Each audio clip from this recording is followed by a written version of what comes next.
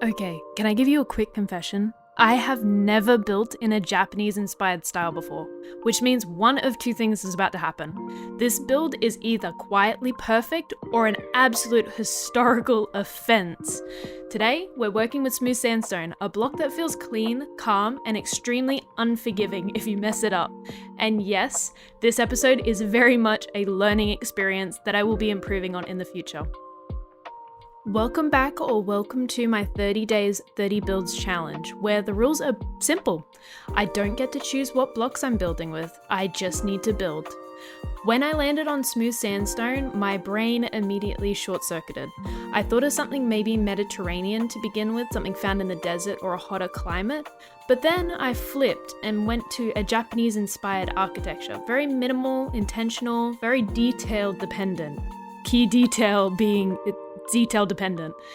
And that's scary because this style doesn't hide any mistakes. It requires detail to look good, and that's something that I have struggled with in the past builds.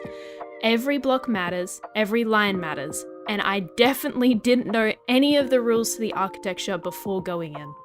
Now, with intros aside, if you enjoy this shorter form content, please try and watch to the end and maybe leave a comment on what you liked about it so I can do more of that in the future. Of course, I always have Pinterest open, but something about it just wasn't feeling as inspiring as it had in previous builds. I couldn't lock down any of the major structure details, and I couldn't think of ways to translate that into Minecraft blocks. And that brings up a dilemma that I've been having for a lot of these builds. I think it's time to update. Some of the new blocks that have been added are extremely detail oriented. They're very, very good at adding the finer details that I think this build really would have benefited from had I updated before it. So, in future builds, I will be updating to the newer versions. I started by keeping the shape of this build as simple and clean as possible. I worked up in mud to give a skeletal frame before building up in very clean structures. I wanted strong horizontal lines, strong roof lines, and nothing really flashy. Japanese-inspired builds seem to be more about restraint than decoration, which was honestly harder than I expected. My instinct was to add more textures, add details, more windows, but this style really forces you to ask, does that actually belong here, or am I adding that just to make myself feel comfortable? At this stage, the build felt empty, like a blank slate waiting for me to paint on. It wasn't bad, but it was a little bit uncomfortable. I didn't know what directions I would be going in. When I started adding the details, it was when I started to feel the most out of my comfort zone. I had references in Pinterest that had details on them, but they were very hard to make out, and trying to translate them onto this build that was vastly different from them was a challenge. I realized that I was extremely out of my depth, and it's hard to adapt when you don't have the initial skills for the style. So I just felt like I was floundering a little bit, just adding stuff that added some visual interest without any real cohesion throughout the build. And that, I think, is the beauty of this 30 days series. It has pushed me out of so many of my comfort zones that I didn't know I resided in, and it's forced me to have a toolbox of different weapons that I can use when attacking these styles that I'm not familiar in. I can't really think too much on the builds, and I just have to go with whatever intuitively goes first with the block. I search up on Pinterest, but aside from that, that is literally all the preparation I do going into these builds, and it has really challenged me in ways that I don't think natural building does.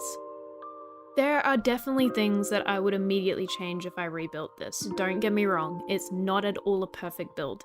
Some proportions need adjusting, some shapes need to have a little bit more confidence, and I think some of the details need to have more of the Japanese style involved. Because I just wasn't sure what to do. I was inexperienced, and I didn't have the confidence to put those details in. But that's the exciting part. This build feels like a baseline, something I can come back to later and clearly see growth.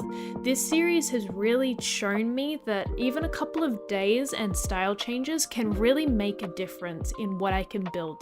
And I think the quality of building that I have been doing in this series has been some of my best.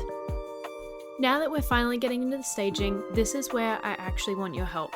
If you do build in this style, what's one rule or mistake beginners almost always make? Or if you don't, What part of this build feels the weakest to you? I'm genuinely curious, and future builds are going to be better because of it. I want our community to be something that is of growth, and I want to have good community engagement in the comments down below.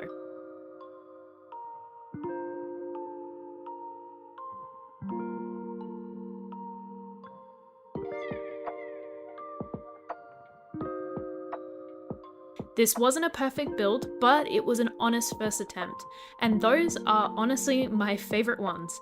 If you enjoyed watching me learn in real time, please leave a like, and if you want to see how much of this style can improve in later challenges, stick around. I'll see you in the next build. Bye bye.